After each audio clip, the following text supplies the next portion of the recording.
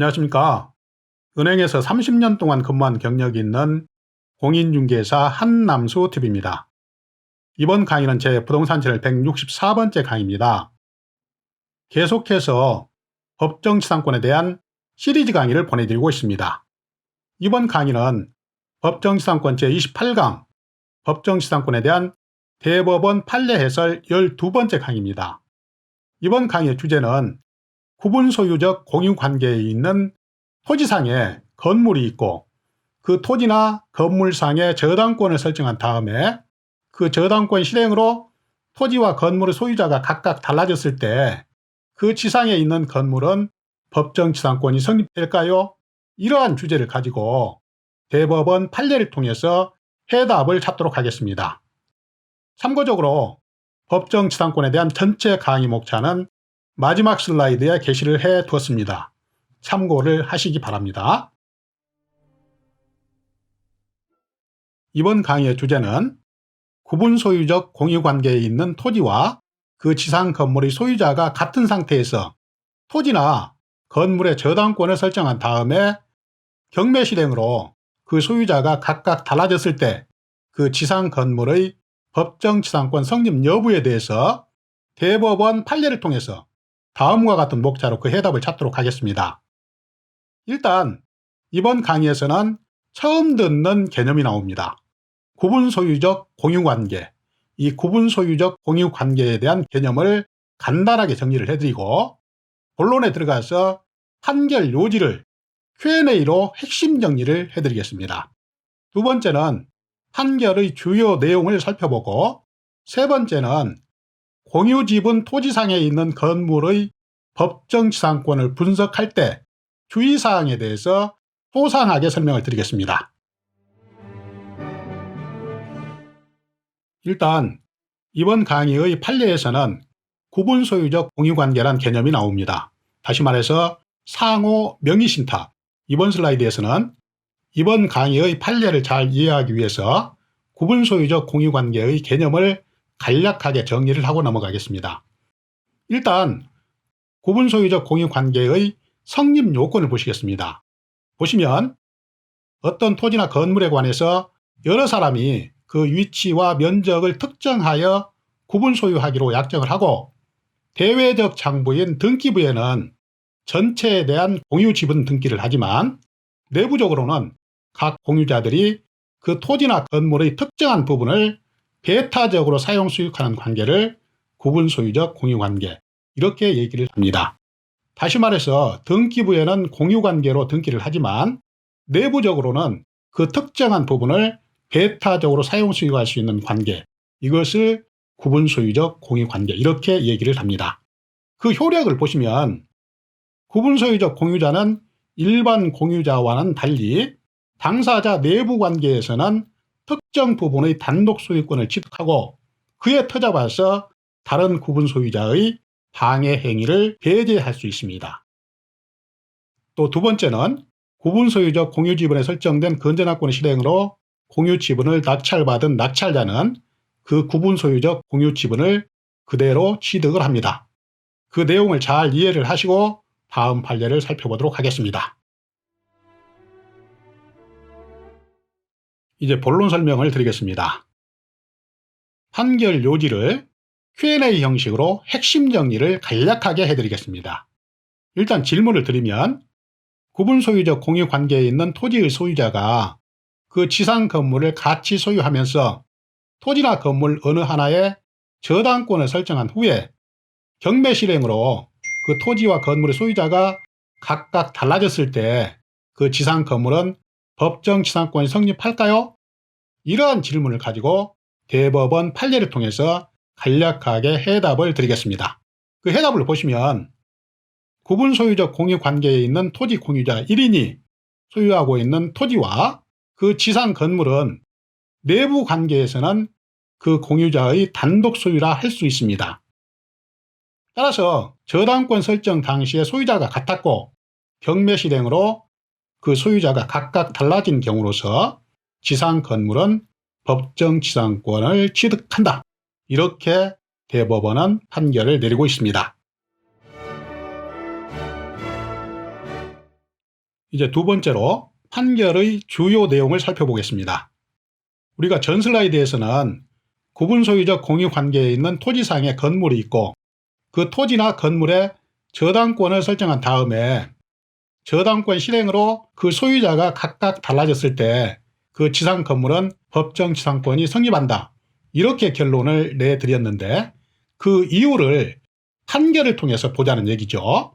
그 내용을 보시면 등기부상 공유로 등기된 토지의 소유 관계가 구분 소유적 공유 관계에 있는 경우에는 공유자 중 1인이 소유하고 있는 건물과 대지는 다른 공유자와의 내부 관계에서는 그 공유자의 단독 소유라 할 수 있을 것이므로 공유자가 그 건물 또는 토지 지분에 대하여 저당권을 설정했다가 그 후에 저당권의 실행으로 토지와 건물의 소유자가 각각 달라지게 되면 건물 소유자는 그 건물의 소유를 위한 법정 지상권을 취득합니다.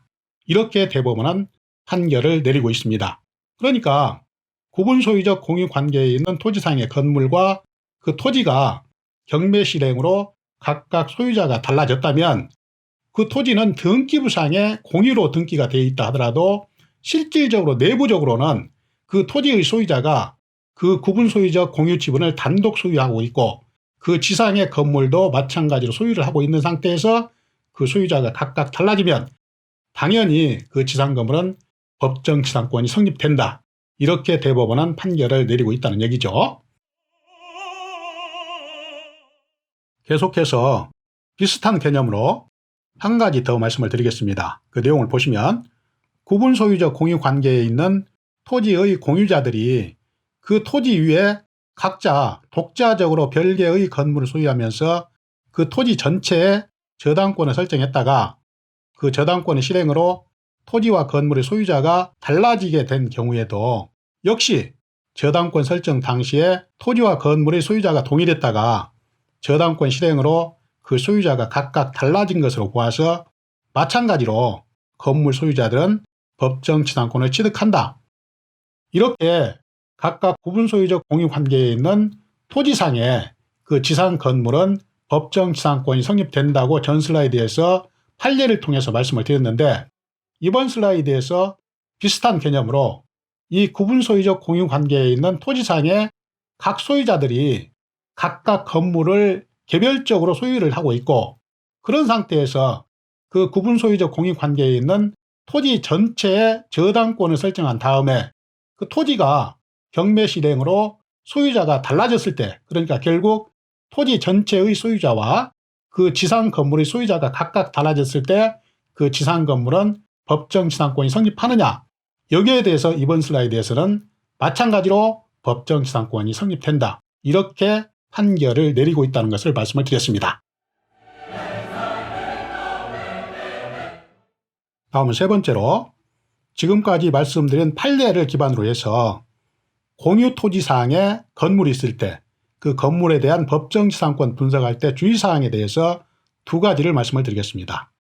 일단 첫 번째로 구분 소유적 공유 관계에 있는 토지의 지분권자가 본인의 특정 소유가 아닌 다른 사람이 소유하고 있는 대지 지분에 건물을 지었다면 이러한 경우에는 애초부터 토지와 건물의 소유자가 서로 다른 경우에 해당이 되어서 법정 지상권 성립 요건을 갖추지 않았기 때문에 이러한 경우에는 법정 지상권 성립 여지가 없다. 이렇게 보고 있습니다. 다음 두 번째는 토지가 일반적 공유 관계인 경우에는 그 지상 건물은 법정 지상권이 성립되지 않는다고 법정 지상권 제26강에서 자세하게 말씀을 드렸습니다. 이 경우를 다시 한번 요약해서 말씀을 드리면 토지가 공동소유 관계이고 그 지상 건물을 토지의 공동소유자 중 한 사람이 단독 소유하고 있을 때 그리고 난 다음에 토지의 지분이 경매 실행으로 그 소유자가 바뀌었을 때 지상 건물은 법정 지상권이 성립되지 않는다. 이렇게 제가 말씀을 드렸습니다. 따라서 공유 토지 지분의 저당권을 설정한 경우에는 그 공유 관계가 일반적인 공유 관계인지 아니면 제가 지금까지 말씀드렸던 그러니까 이번 강의에서 말씀드렸던 구분 소유적 공유 관계인지에 따라서 법정 지상권 성립 여부가 좌우됩니다. 따라서 공동소유 토지상의 그 건물이 법정지상권이 성립되는지 그렇지 않는지를 판단하기 위해서는 그 공동소유 토지가 일반적인 공유관계인지 아니면 제가 지금까지 말씀드렸던 구분소유적 공유관계인지 이것을 잘 구분을 해야 그 지상 건물이 법정지상권이 성립이 되는지 성립이 되지 않는지 이것을 구분할 수 있다는 얘기입니다. 그 내용을 잘 아시고 이 강의를 다시 한번 들으시기 바랍니다. 시청자 여러분, 지금까지 법정지상권 제28강 법정지상권과 관련한 12번째 대법원 판례 해설을 보내드렸습니다. 다음 법정지상권 제29강에서는 법정지상권과 관련한 지료와 관련해서 자세하게 설명을 드리겠습니다. 법정지상권과 관련한 지료에 대해서 관련 법 조항과 판례 그리고 당사자들의 대응 방안에 대해서 자세하게 말씀을 드리겠습니다. 저는 앞으로도 계속해서 부동산 관련 강의 그러니까 임대차 보호법, 권리분석 및 배당 사례, 유치권, 법정지상권 그리고 부동산 금융 등의 주제로 알차게 강의를 준비해서 계속 여러분을 찾아뵙겠습니다. 항상 건강하시고 다음 강의에서 또 뵙겠습니다. 감사합니다. 안녕히 계십시오. 시청자 여러분 잠깐만요. 마지막으로 여러분께 꼭 부탁드릴 말씀이 있습니다. 이번 슬라이드는 제가 지금까지 계속해서 강의를 해드린 법정지상권과 분묘기지권에 대한 전체 강의 목차를 보여드리고 있습니다. 제1강 법정지상권의 개념과 취지와 성질부터 시작해서 법정지상권과 관습법상의 법정지상권에 대해서 자세하게 설명을 드렸고 지료에 대해서도 말씀을 드렸습니다.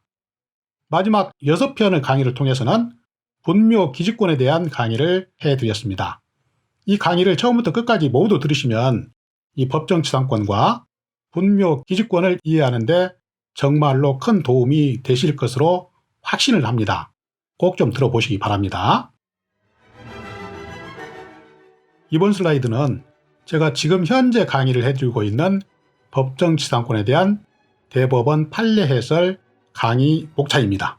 참고를 하시기 바랍니다. 시청자 여러분, 지금까지 법정지상권과 관련된 대법원 판례 해설 12번째 강의를 보내드렸습니다. 지금까지 제 강의가 여러분께 조금이라도 도움이 되셨다고 생각되시면 구독 버튼과 좋아요 버튼 잘 부탁드리겠습니다. 이 구독과 좋아요 버튼은 강의를 하는 저에게 힘의 큰 원천입니다. 마지막으로 잘 부탁드리겠습니다.